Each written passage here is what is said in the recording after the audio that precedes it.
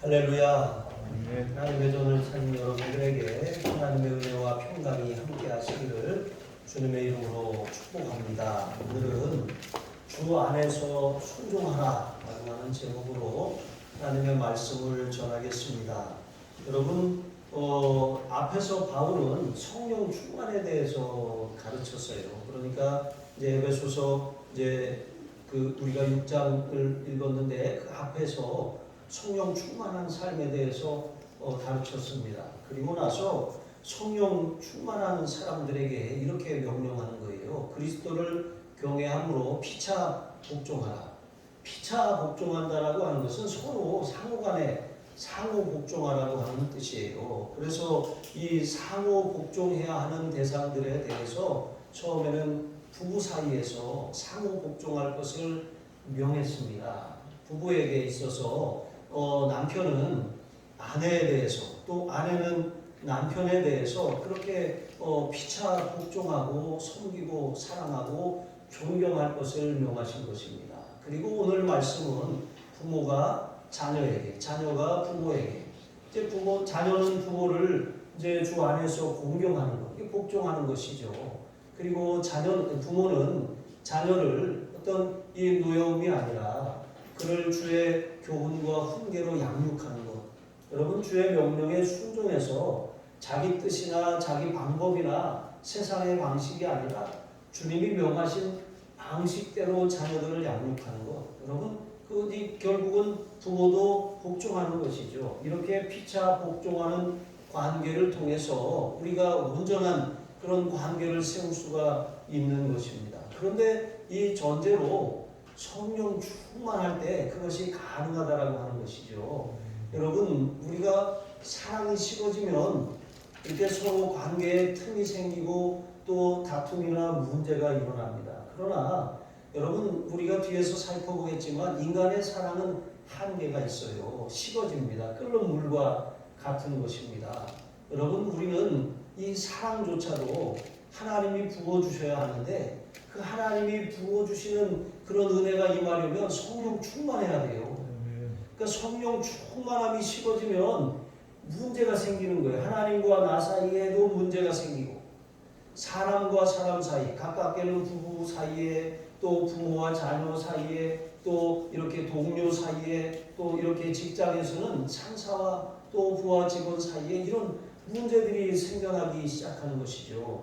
여러분, 그래서 우리가 근본적으로는 성령 충만함을 유지해야 되는 것이고 성령 충만하다면 진정으로 성령 충만한 사람은 피차간에 그리스도 안에서 복종하는, 섬기고 존중하고 사랑하는 이런 바른 태도가 나타나는 것. 이제 그 열매가 나타나는 것이 지극히 정상이라고 하는 것입니다. 여러분, 질서나 권위에 복종하지 않고 문제를 일으키는 사람들을 보면 여러분, 그리스도인인데도 그가 성령 충만하지 않기 때문인 것입니다. 그래서 오늘 말씀을 통해서 상호 복종, 특별히 부모와 자녀 간의 그 상호 복종을 어떻게 주님이 명하시는지 이것을 살피며 이제 은혜를 나누겠습니다. 첫 번째로 자녀들은 부모에게 복종하되 주 안에서 복종해야 하는 것입니다. 1절에 보시면 바울은 이제 그리스도와 교회가 신비한 연합, 그러니까 아내는 그리스도에게 하듯 그리스도를 섬기듯 남편에게 복종하고 또 남편은 그리스도께서 교회를 사랑하시듯 아내를 사랑할 것을 이제 앞에서 권면했어요. 그러니까 여러분, 아내는 남편에 대한 그런 이 존중과 그런 그리스도를 대하는 그런 자세로 섬김의 이 그런 모습이 필요해요. 그런데 한 사람만 그래서는 의미가 없어요. 그렇게 만약에 아내에게 그런 요구를 한다면 남편은 아내를 내가 정말 그리스도가 교회를 사랑하듯 그렇게 사랑하고 있는지 점검해 봐야 하는 것이죠. 나는 사랑으로 행하지 않으면서 아내에게 어떤 순종이나 그것을 요구할 수 없다는 거예요. 여러분, 남편을 존경하지 않으면서 그렇게 남편에 대한 그런 사랑을 요구할 수 없다라고 하는 것이죠. 그러니까 누구를 탓할 것이 아니라 부부간에 문제가 생기면 이것은 첫 번째 자기 문제라고 하는 것입니다. 자, 이렇게 그리스도를 경외하는 마음으로 부부도 서로 사랑으로 연합할 것을 명하셨습니다. 또한 이제 자녀들에 대해서 부모에게 주 안에서 복종할 것을 명령합니다. 하나님께서는 가정을 세우셨어요. 가정을 세우신 다음에 그 가정의 이제 질서로 그렇게 부모를 두신 것입니다. 그래서 자녀는 부모에게 순종해야 하는 것이 마땅합니다. 심지어는 우리가 믿음 안에 들어왔다고 할지라도 불신 부모를 두었다고 할지라도 그 불신 부모에 대한 인간적인 도리를 다 해야 될 책임이 있는 거예요. 그러니까 우리가 믿음 안에 들어왔다고 부모님이 불신 이제 그 자니까 우리는 돌볼 필요가 없어 이렇게 해서는 안 된다는 거예요. 이것은 천륜이고 마땅한 그런 인간이라면 누구나 부모를 공경하고 순종해야 하는 것 이게 도리라고 하는 것이죠. 그런데 여러분 여기에 전제가 하나 있어요. 오늘 읽은 말씀처럼 주 안에서라고 하는 그런 단서가 달린 거예요. 그것은 이제 부모를 우리가 공경하지만 부모가 예수님을 섬기고 교회를 반대하지 않는 이제 그런 그런 한계 안에서 그렇게 부모를 순종하라고 하는 거예요. 이게 무슨 말이냐면 내가 예수님을 믿는 그 신앙을 부모가 반대해요. 그러면 부모가 반대하는데 내가 부모에게 순종하기 위해서 신앙을 버려야 되겠다. 이렇게 해서는 안 된다라고 하는 거예요. 다른 부분에 있어서는 우리가 부모에게 철저하게 이 도리를 다하고 순종해야 하지만 예수를 믿는 그 일에 있어서만큼은 우리가 절대 이것은 이제 부모를 순종한다고 해서 하나님을 거역해서는 안 된다라고 하는 것입니다. 또 다른 편으로 또 우리가 예수님을 믿는다는 이유로 그것을 핑계로 해서 또 그렇다고 부모를 외면해서도 안 된다라고 하는 것입니다. 여러분 바리새인들 중에는 고르반이라고 해서 자기가 하나님 앞에 바침이 되었다라고 하면서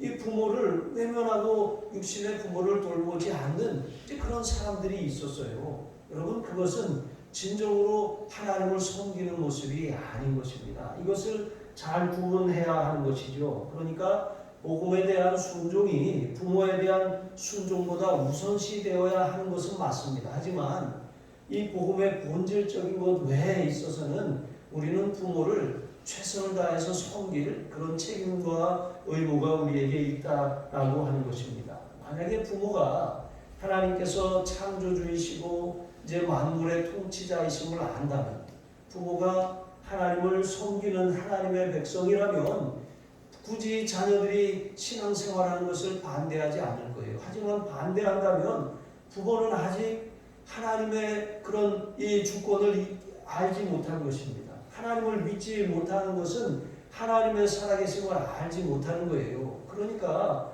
우리는 부모가 부모에게 드릴 수 있는 가장 큰 효도가 무엇입니까?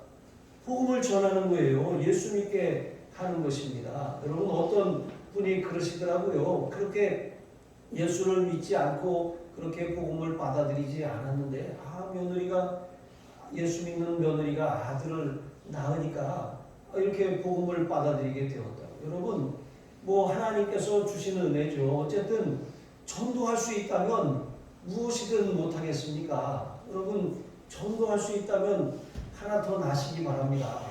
우리가 이 부모에게 드릴 수 있는 가장 귀한 효도가 바로 그거예요. 부모의 영혼을 건져내는 것입니다. 그분들이 천국 갈 수 있는 천국 백성이 되는 것, 이것이 가장 큰 효도이고 진정한 효도라고 하는 것이죠. 그러므로 부모가 살아계시다면 그분들이 생전에 예수님을 영접할 수 있도록 그분들을 위한 기도를 멈추지 마세요. 그리고 그분들에게 복음을 전하고 받아들일 수 있도록 마음이 열려야, 여러분 이 입이 열려야 마음이 열리는 것입니다. 사람이 이렇게 같이 밥을 먹고 차를 마시고 이렇게 하다 보면 마음이 열리지 않습니까? 마찬가지로 여러분 부모님을 잘 찾아뵙고 또 맛있는 것도 사드리고 이렇게 하면 여러분 부모님의 주머니도 열리고 다 열리는 것입니다. 이런 마음으로 부모님과의 관계에 문제가 지금까지 있었다면 여러분 오늘 이후로 그 관계를 잘 회복하시기를 바랍니다. 여러분 그 이유를 제가 뒤에 가서 설명을 드리겠습니다. 왜 부모와 관계가 이 묶이면 안 되는지, 그것은 부모를 위함이 아니라 여러분 자신을 위한 것이기 때문인 것이죠. 그래서 바울은 이것이 옳으니라라고 말했어요. 옳다라고 하는 것, 여러분 옳음의 기준이 무엇입니까? 그것은 하나님의 말씀이에요. 하나님의 의로움이 기준인 것입니다. 여러분 세상의 법이 기준이 아니라 우리의 옳고 그름은 하나님의 말씀입니다. 이것이 옳으니라라고 하는 것은 하나님의 뜻에 맞고 그것이 하나님의 성품에 맞는 일이라고 하는 것입니다. 자녀들아 내 부모를 주 안에서 순종하라. 이것이 하나님의 성품에 맞고 하나님의 분명한 뜻이라고 하는 것입니다. 여러분 기독교 변증가 C.S. 루이스라고 하는 분이 네 가지 사랑이라고 하는 책에서 이런 글을 우리에게 글을 적었습니다. 인간이 에로스, 여러분 에로스 아시죠? 에로스에 의해서 태어난대요. 그리고 스토르게에 의해서 이제 양육이 되고 필로스에 의해서 성숙되고 아가페에 의해서 완성된다고 합니다. 그러니까 에로스에 의해서 태어나고 스토르게에 의해서 양육되고 필로스에 의해서 성숙하고 아가페에 의해서 이제 완성된다는 거예요. 여러분 이 네 가지 말들은 다 사랑을 의미하는 단어들이에요. 그런데 헬라어로 다 다른 의미를 가지고 있죠. 이렇게 이 남녀간에 불타는 사랑을 에로스라고 해요. 이 정상적인 그런 사랑인 것이죠. 그리고 부모와 자녀 간의 평온적인 사랑, 처륜이죠. 이런 사랑, 하나님이 맺어주신 사랑, 하나님이 자녀를 우리에게 주신 선물이잖아요. 이렇게 하나님이 맺어주신 이러한 사랑, 이걸 스톨게라고 합니다. 또 이렇게 이 스톨게는 이 부모와 자식 간의 이런 혈연적인 사랑인데, 그리고 또 필로스라고 하는 것, 이것은 친구 간의 사랑, 우정이라고도 표현할 수 있고, 또 나라 사랑, 이제 이런 것도 다 필로스라고 하는 것입니다. 그리고 마지막으로 하나님이 우리를 향한 사랑, 무조건적이고 절대적인 사랑, 독생자를 내어주시기까지 자신을 희생하신 그 신적인 사랑, 이것을 아가페라고 하는 것입니다. 그러니까 인간의 삶은 에로스, 남녀 간의 사랑의 관계를 통해서 태어나는 거예요. 그리고 태어난 아이가 부모와의 그런 혈연적인 관계, 그 스토르게라고 하는 사랑을 통해서 양육되는 것이죠. 그리고 이제 부모에 의해서 길러진 아이들은 이제 학교에 가고 직장에 가고 결혼하고 사회에 이렇게 진출을 합니다. 이렇게 가서 우정을 쌓고 또 나라에 대해서 의무를 다하고 충성하고 이러한 일들, 이게 필로스의 사랑으로 사람이 성숙해 가는 거예요. 품 안에만 이렇게 있으면 아이가 자라나지 못해요. 이렇게 때로는 이렇게 맡기고 멀리에서 지켜보면서 아이가 잘할 수 있나? 그것을 이렇게 좀 관찰하고 또 아이가 이렇게 할 수 있도록 해주는 거예요. 저도 어렸을 때 자전거를 배울 때 저희 아버지가 이제 그 농협에 다니셨었는데 농협 뒤에 이제 직원들이 타던 그런 농협이니까 초록색도 자전거였어요. 그 자전거 브레이크도 달리지 않은 그 자전거, 사이클 같이 생긴 자전거를 잘 이렇게 녹을 벗겨내고 라카를 칠해가지고 그것을 이렇게 가르쳐 주셨어요. 근데 아버지가 뒤에서 이렇게 하는 거예요. 아빠가 자전거 뒤에서 자꾸 밀어주고 있으니까 걱정하지 말고 페달 밟고 타. 그러더라고요. 그래서 이렇게 그렇게 하고서 아빠 잡고 있지 하는데 막 제가 달리고 있는데 아빠 잡고 있지 하는데 아버지 소리가 안 들리는 거예요. 근데 이렇게 가다가 이제 뭐 넘어지긴 했지만 그런데 뒤돌아보니까 아버지가 저 뒤에 계신 거예요. 그러니까 아버지가 잡고 있는 것으로 생각하고 그렇게 믿고서 나간 거잖아요. 그래서 자전거를 그때 배웠습니다. 여러분, 우리가 자녀들에게 그런 양육을 통해서 길러내는 것, 스토르게를 통해서 자녀들이 갖기를 원하는 것, 그게 바로 필로스예요. 그러니까 아이들이 성숙한 사랑으로 다른 사람을 위해서 기꺼이 희생할 줄 알고 배려하고 더불어 살아가는 법을 훈련하는 것이죠. 그리고 그렇게 살아가는 사람들에게 정말 예수님을 만나면 예수님이 나에게 완전한 사랑을 주셨구나. 이 사랑이 내게 부어지고 나니까 여러분 다시 보이는 거예요. 에로스. 그러니까 부부관계, 그 사랑이 다시 보이는 거예요. 육신적으로만 보던 눈이 영적인 눈이 띄어지는 거예요. 자식을 대하던 마음이 단지 좋은 거 먹이고 좋은 거 입히고 좋은 거 사주면 되는 줄 알았더니 이제 영적으로 자녀들을 위해서 축복하고 기도하고 정말 잘 되는 것이 무엇인지 그것을 생각하게 되는 거예요. 그리고 관계에 있어서 정말 이기적인 사람, 야, 다 너 잘 되라고 하는 거야. 그게 아니라 세상에 유익을 주는 존재가 되어야 한다.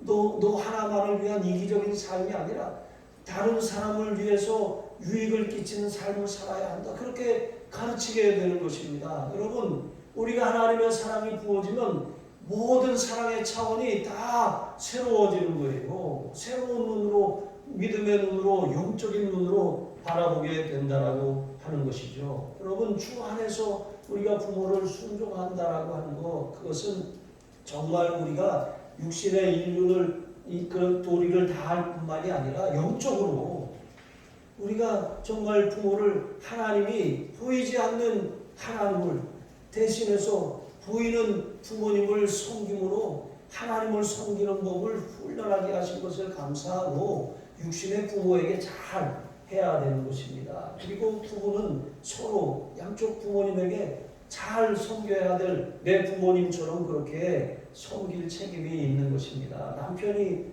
안 돌아본다고 나도 신경을 끊고 아내가 안 돌아본다고 나도 외면하고 그럴 것이 아닌 것입니다. 여러분, 이렇게 주님의 그런 사랑, 아가페 사랑이 우리에게 부어지면 예수님의 명령을 비로소 순종할 수 있어요. 예수님께서는 내가 너희를 사랑한 것 같이 너희도 나를 사랑해라 그랬잖아요. 여러분, 주님의 사랑은 자신의 생명을 주는 사랑이에요. 우리가 부모를 위해서 또 형제를 위해서 부부간의 자녀를 위해서 이웃을 위해서 자신을 내어줄 수 있는 이 사랑, 그 사랑을 실천할 수 있게 되는 것은 하나님의 사랑이 부어질 때 가능한 일인 것입니다. 여러분, 이 사랑으로 부모님을 다시 사랑하기로 그렇게 결단하시기를 주님의 이름으로 축복합니다. 두 번째로 부모 공경은 하나님의 명령이며 또 축복의 약속입니다. 그러니까 두 가지예요. 아브라함을 하나님이 부르셨을 때 너는 너의 고향과 친척과 아비집을 떠나서 내가 너에게 지시할 땅으로 가라고 하는 건 명령이에요. 그리고 나서 하나님께서 내가 너로 큰 민족을 이루고 내 이름을 장대하게 하고 너로 복이 되게 할지라 말씀하셨어요. 이것은 약속입니다. 축복의 약속입니다. 여러분, 하나님의 말씀 안에는 동전의 양면과 같이 순종해야 될 명령이 있고 순종하면 주시는 축복이 담겨 있는 거예요. 말씀은 무거운 짐이 아닙니다. 그것은 하나님을 위해서 주신 것이 아니라 우리를 위해서 주신 명령이에요. 순종하는 것, 왜 맨날 나만 시켜요? 왜 맨날 이렇게 하라고 해요? 그것이 아니라 다 우리 잘 되라고 하나님이 주시는 거예요. 순종하면 그 순종에 대한 대가로 축복을 주시려고 명령하시는 것입니다. 왜 하나님 나에게 자꾸 뺏어가려고만 하시지? 그게 아닌 것입니다. 여러분, 펌프 물을 끌어올리려면 바가지에 마중물을 희생해야 돼요. 그것이 아깝다고 붙지 않으면 펌프물을 기대할 수가 없는 것입니다. 여러분, 하나님이 우리에게 요구하시는 순종은 마중물과도 같아요. 그것은 펌프물, 한없이 쏟아져 나오는 그 펌프물에 비하면 아무것도 아닙니다. 저도 어렸을 때 아버지가 이제 마당에서 이렇게 여름에 물놀이를 하라고 이제 꼬마였을 때 겨울에 자꾸 가서 물에 빠지고 이러니까 겨울이 깊었거든요. 그러니까 또 강하고도 임진강하고도 연결되니까 아들이 또 떠내려가면 안 되잖아요. 그러니까 이 마당에다 수도가를 이렇게 만들어 주셨어요. 이렇게 벽돌을 쌓아서 방수도 처리하고 물을 이렇게 붓게 하셨는데, 그러면서 아버지가 항상 저에게 이 바가지 물은 버리면 안 된다.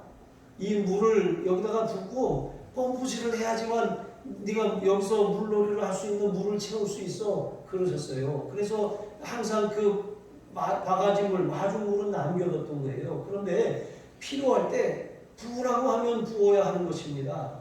여러분, 하나님께서 우리에게 순종하라고 하면 주저하지 말고 순종하시기 바랍니다. 그게 부어져야 축복이 임하는 거예요. 그거 아깝다고, 그거 손해난다고, 그거 지키기 어렵다고 순종하지 않으면 여러분 축복을 기대할 수가 없는 거예요. 기회는 딴 사람에게 가고 마는 것이죠. 그래서 이 부모 공경이라고 하는 것, 그것은 우리에게 하나님이 주신 명령인데 축복을 주시기 위한 명령이라고 하는 것입니다. 이 땅에 사는 날 동안 우리는 육신의 부모를 섬겨요. 그러니까 육신의 부모를 잘 섬기면 이 땅에서 축복을 받아요. 땅에서 잘 되고 장수한다고 했어요. 여러분 이것은 하나님의 약속입니다. 공경이라고 하는 것, 어떤 일에 대해서 가치를 두고 명예를 높이고 섬기는 거예요. 그게 바로 공경입니다. 여러분 우리가 어떤 일에 가치를 두면 자꾸 닦잖아요. 여러분 새 차 한번 사신 날 새 차 사보시면 여러분 새 차 사면 그래요. 이게 혹시 누가 긁고 가지 않았나, 밤 사이에 차가 잘린다, 자꾸 나가서 보고 자꾸 세차도 하고 그러잖아요. 저는 차가 가스찬 게 너무 감사해요. 세차하기가 쉽거든요. 가스만 넣으면 세차해 주는데, 이게 경유차나 휘발유차는 세차장에 가서 돈을 내고 세차를 하잖아요. 근데 가스차는 가스만 넣으면 공짜로 세차를 해주거든요. 그래서 이렇게 아주 좋습니다. 그런데 여러분 이게 우리가 처음에는 새 차를 사면 자꾸 세차를 하고, 세차니까 세차 안 하고요. 이렇게 하고 이렇게 잘 관리를 하지만 시간이 지나면 이게 뭐 긁혔는데도 별로 신경도 안 쓰고 이렇게 되잖아요. 여러분 이처럼 가치가 떨어지기 때문에 그래요. 가치가 점점 우리가 산 물건에 대해서는 떨어지게 돼 있어요. 여러분 투자가 무엇입니까? 투자는 가치가 올라갈 것을 예측하고 거기다 갖다가 돈을 갖다 밀어 넣는 거예요. 그런데 잘못된 투자는 뭐예요? 그냥 투기하는 거죠. 이게 잘 될 것이라고 하는 착각에 속아서 거기다가 다 갖다가 올인을 해버리는 거예요. 근데 이게 가치가 올라가기는커녕 자꾸 떨어져. 이거는 바른 투자가 아닌 것이죠. 하나님의 지혜가 여러분에게 있기를 바랍니다. 여러분 그래서 공경이라고 하는 것은 가치를 두는 거예요. 부모님이 막 힘이 있고 돈이 있고 막 이렇게 여유가 있을 때는 부모님 그늘 아래서 다 이렇게 뭐 은혜를 입으니까 가치가 있는데, 점점 힘도 빠지고 돈도 빠지고 이도 빠지고 머리도 빠지고 다 빠지니까 가치도 같이 빠져버리는 것처럼 생각하는 거예요. 그러나 부모님은 자동차가 아니에요. 여러분 부모님이 그 가치가 빠져나가는 것은, 그 빠져나간 가치는 다 우리에게 온 자양분인 것입니다. 우리가 그 영양분을 먹고 자란 거예요. 오늘 우리가 하루아침에 하늘에서 떨어진 것이 아니라 부모님의 희생과 그 헌신과 자기를 내어줌으로 그렇게 우리를 길을 얻기 때문에 여기에 있게 되는 것입니다. 그러니까 부모님이 힘이 없고 연약할수록 더 가치를 둬야 돼요. 여러분 그것이 정상입니다. 부모님이 다 물려주고 나니까 이제는 거들떠보지 않는 그런 것은 세상 사람들이나 하는 것입니다. 우리는 그런 사람들이 아닌 것입니다. 성도들 중에도 신앙을 핑계로 부모님을 돌아보지 않는 사람들이 있어서는 안 되는 것입니다. 여러분 돌보지 않는 것, 부모를 돌보지 않는 것은 내가 마음의 부모를 공경하는 마음이 없다는 거예요. 부모를 공경하는 마음이 없다는 것은 내가 하나님의 명령을 거역하고 있다는 거예요. 하나님의 명령을 내가 거역하고 있다는 것은 내가 복을 받기를 거절하고 있다는 거예요. 이게 다 연결이 되어 있습니다. 부모를 공경하는 것, 여러분 그것은 우리가 하나님이 약속하신 복을 누리는 그런 비결인 것입니다. 축복의 약속을 거절하지 마시기 바랍니다. 10계명 중에 제5계명, 1계명부터 4계명까지는 하나님에 관한 계명이에요. 하나님을 어떻게 사랑하고 섬길 것인지. 5계명부터 10계명은 우리가 사람과의 관계를 어떻게 잘 맺을 것인지. 그런데 이 사람과의 관계에 여러분 그것을 배우는 것은 바로 부모 공경에 있는 거예요. 여러분 에로스, 남녀가 만나서 사랑해서 가정을 이루는데, 여러분 건강한 가정에서 자란 아이들이 여러분 이 건강한 가정을 이루게 되어 있는 거예요. 우리가 자녀들을 믿음으로 길러내야 할 이유가 거기에 있는 것입니다. 내가 믿음으로 자녀들을 위해 기도하고 말씀으로 지금부터라도 양육하지 않으면 여러분 자녀들은 단지 육신적인 사랑으로만 그런 가정을 이루게 되는 거예요. 그러나 우리는 그런 사람들이 아닙니다. 우리는 믿음의 가정을 자녀들에게 만들어줘야 할 책임이 있는 것이죠. 자, 그렇게 이 제5계명 내 부모를 공경하라 그랬습니다. 그리하면 너의 하나님 나 여호와가 내게 준 땅에서 내 생명이 길리라 그랬습니다. 이 구약의 말씀이죠. 바울은 신약에서 이 말씀을 이렇게 바꿨습니다. 내가 땅에서 잘되고 장수하리라. 여러분 이것은 본질적으로 같은 말씀이에요.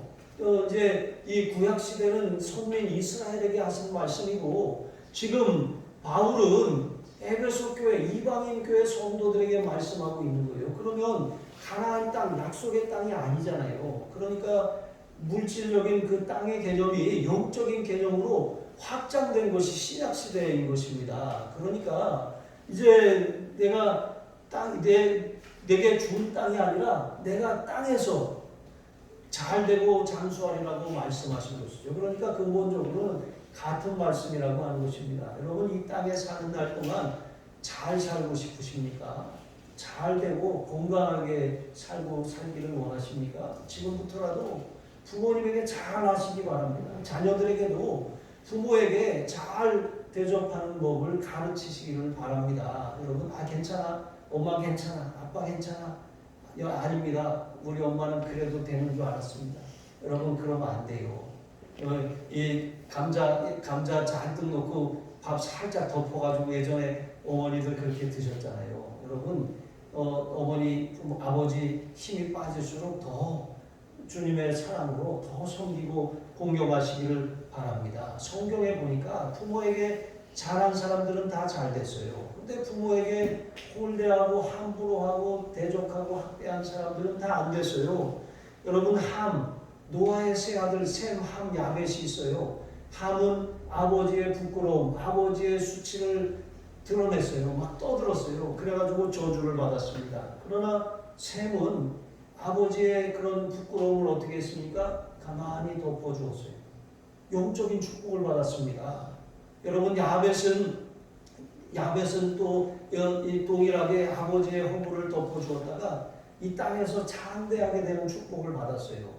이 셈, 함, 야벳을 보면 어떤 사람은 축복을 받기도 하고 받지 않기도 한다는 걸 알 수 있어요. 또 어떤 사람은 영적인 축복을 받고 어떤 사람은 물질적인 축복을 받는 것도 알 수가 있는 거예요. 그러니까 하나님이 주시는 것은 다 똑같지 않다는 거예요. 다 각 사람의 분량에 따라 주시고 어떤 사람은 주신 분량도 밥그릇도 못 받는 사람도 있다는 것을 알 수가 있는 것입니다. 여러분 그리고 아버지 다윗을 모반하여 죽이려고 했던 압살롬은 무리가 나무에 걸려서 나무에 달려 죽었어요.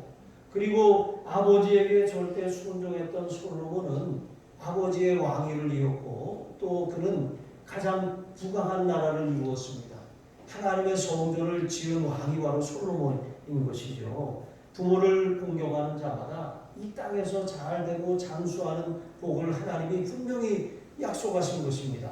약속 있는 첫 계명이라고 분명하게 말씀하셨습니다. 정말 우리가 육신의 부모를 잘 공경함으로 하나님을 경외하는 법을 배우고 우리가 하나님을 경외하는 사람이라고 하는 것을 그렇게 입증하시기를 바랍니다. 세 번째로 우리는 자녀를 또한 주의 교훈과 훈계로 양육할 책임이 부모에게 있습니다. 4절에 보시면 바울은 자녀를 노엽게 하지 말라 그랬어요. 여러분 노엽게 한다는 것은 학대하는 거예요. 우리가 책망하고 꾸짖을 수 있어요. 그런데 이게 좀 도가 지나쳐서 계속 끊임없이 비난하는 거예요. 끊임없이 너는 왜 맨날 너는 잘하는 게 뭐냐 계속 이렇게 말하는 거. 여러분 이것은 아이를 학대하는 거예요. 이것은 아이를 노엽게 만드는 것이죠.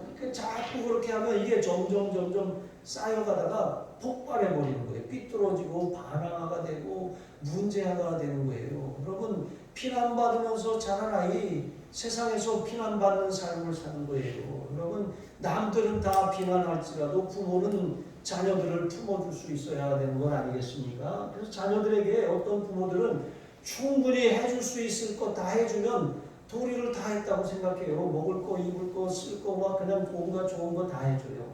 그런데 이런 부모들 치고 자녀들에 대해서 이제 이 함부로 대하는 경향이 있어요. 내가 너한테 어떻게 했는데 이렇게 하는 거예요.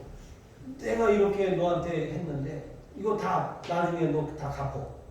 이렇게 말하는 거예요. 그런데 그게 얼마나 자녀들에게 큰 상처를 주는지 몰라요. 엄마가 이렇게 했으니까 너 이렇게 해야 돼. 아빠가 이렇게 사줬으니까 너 이렇게 해야 돼. 여러분, 하나님의 사랑은 무조건적이에요. 우리가 부모로서 자녀들에게 하나님의 사랑을 가르쳐야지 조건적인 사랑을 자꾸 제시하면 아이들이 삐뚤어져요. 여러분, 부모가 자녀에게 계속 줄 수 있는 것이 아닙니다. 주지 못하는 때가 있어요. 그러니까 우리가 언어를 바꿔야 돼요. 아이들에게 자꾸 조건을 제시하고 이거 해, 그럼 이거 줄게. 이런 거 하지 마시기 바랍니다. 그냥 주세요. 못해도 주시고 잘해도 주시고 여러분 그렇게 자꾸 주세요. 여러분 하나님이 우리에게 그렇게 하셨잖아요. 그렇게 하면 아이들이 알아요. 버릇없는 아이로 자라가는 것이 아니라 엄마가 정말 아껴서 나한테 주는구나.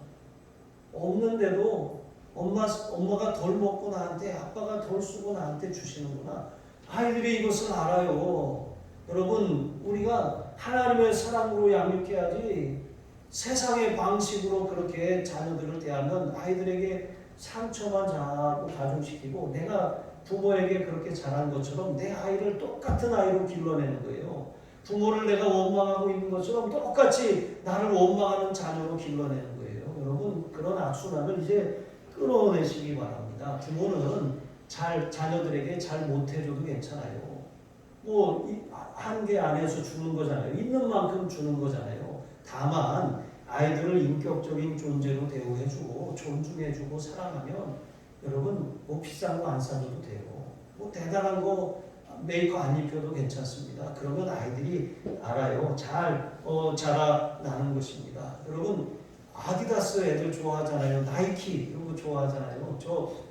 저 중고등학교 다닐 때 애들 나이키 아디다스 그런 거 좀 되게 너무 좋은 거예요. 그래서 엄마 나도 저런 거 사주면 안 돼? 그래서 그래 줄 3개 있는 거 엄마가 사줄게. 저기 남양주 살았거든요. 그 구리시에 가면 돌다리라고 있어요. 교문이. 거기 가면 교문이 시장이 있는데 가서 야 여기 줄 3개 슬리퍼 있다. 야 이거 사줄게. 아디다스가 아니라 아도베스 이런 거 있잖아요. 근데 그때는 그런 걸 잘 몰랐어요. 줄 3개 있으니까 다 그건지 알았는데 친구들하고 소풍 가서 보니까 애들이 이거 짝퉁이네 이렇게 이제 그때 비로소 알았던 거죠. 제가 그만큼 전 세상에 눈을 좀 늦게 떴던 것 같아요. 근데 어쨌든 이렇게 아이들에게 뭘 대단한 걸 사주지 않아도 아이들을 인격적으로 대하고 존중하면 알아요. 여러분 그것이 하나님의 방식으로 아이를 사랑하는 것이죠. 문제 있는 부모는 있어도 문제함은 없다는 말이 있어요. 아이들이 문제인 것은 내가 문제인 것입니다. 하나님께서 엄마서도 얼룩소를 주신 거예요. 아빠가 그랬어요. 저희 아이들도 가끔 쟤 왜 저래? 그러면 어머니가 저한테 너도 옛날에 저랬다. 더하면 더했지 덜하지 않았다. 그러시더라고요. 여러분 그렇습니다. 우리 아이들을 사랑하기에도 우리가 시간이 부족합니다. 그런 마음으로 아이들에게 마음껏 주세요. 뭔가 바라지 마시고 조건 없는 사랑으로 아이들을 그냥 한 번씩 안아주시기를 바랍니다. 여러분 그렇게 마음이 열려야 예배드리자 그럼 예배드려요. 말씀을 보내주면 아멘 하고 받아들여요. 그런데 그렇게 하지 않고 방식은 세상의 방식으로 육신의 방식으로 하면서 신앙을 갖다가 강요하려고 하니까 애들이 거부하는 거예요. 밀어내는 거예요. 이렇게 끌어안는 것이 아니라 자꾸 달아나고 마는 것입니다. 교훈은 훈육하여 바로잡는 것이고 또 훈계는 말로 가르치는 거예요. 때로는 매를 들 수도 있고 이렇게 아이를 잘 인생의 경험을 통해서 가르칠 수 있어요. 그러나 우리 기독교인 부모들은 자녀들을 주의 교양과 교훈과 훈계로 가르치라 그랬어요. 기도해보고 하나님의 뜻에 맞게 하나님의 말씀대로 어떤 이웃 엄마가 그렇게 했다고 해서 또 그렇게 똑같이 따라하는 것이 아니라 하나님 앞에 내 아이에게 꼭 맞는 맞춤 교육을 할 수 있도록 맞춤 양육을 하도록 그렇게 기도하고 말씀을 통해서 가르치는 거예요. 여러분 지난주에도 말씀을 드렸잖아요. 여러분 예수님이 아기가 자라가며 지혜로워지고 하나님과 사람 앞에서 사랑스러워 가셨다 그랬잖아요. 예수님이 키가 자랐어요. 육신이 자랐습니다. 또 지혜가 자랐어요. 그런데 여기 예수님이 자란 그 지혜는 세상의 지혜, 경험과 연륜을 통해서 얻는 그런 소피아로서의 지혜가 아니에요. 예수님에게 주신 그 지혜는 시네시스, 하나님이 부여하신 하나님의 통찰력입니다. 여러분, 하나님의 통찰력을 가지면 여러분 이 바벨론에 자라나던 그 많은 소년들과 경쟁해서 여러분 이 다니엘과 그 세 친구들은 뛰어났어요. 월등했습니다. 이 다니엘과 그 세 친구들이 그 애굽의 박사들과 술사들보다 10배나 그 지혜가 탁월했습니다. 세상의 지혜, 경험을 통해서 가르치는 지혜는 그냥 딱 거기까지만이에요. 그러나 하나님의 지혜는 못해도 10배입니다. 여러분, 이런 통찰력으로 자녀들이 자라나야 되지 않겠습니까? 그것이 주의 교양과 훈계로 우리 자녀들을 양육해내는 것입니다.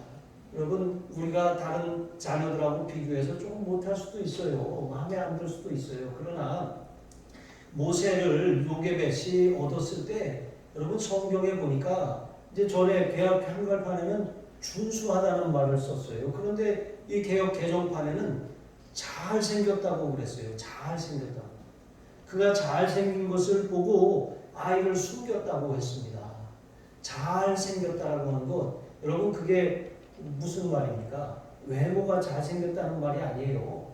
잘생겼다, 잘 태어났다는 말이에요. 왜 태어났니? 라고 하는 것이 아니라 잘생겼다라고 하는 거예요.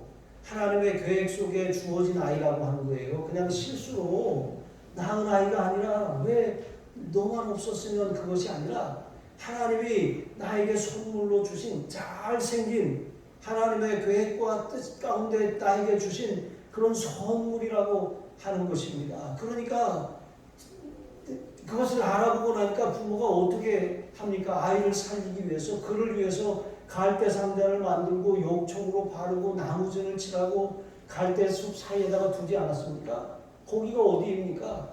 바로 공주가 목욕하는 자리예요. 그것을 알고서 거기다 갖다가 둔 거예요.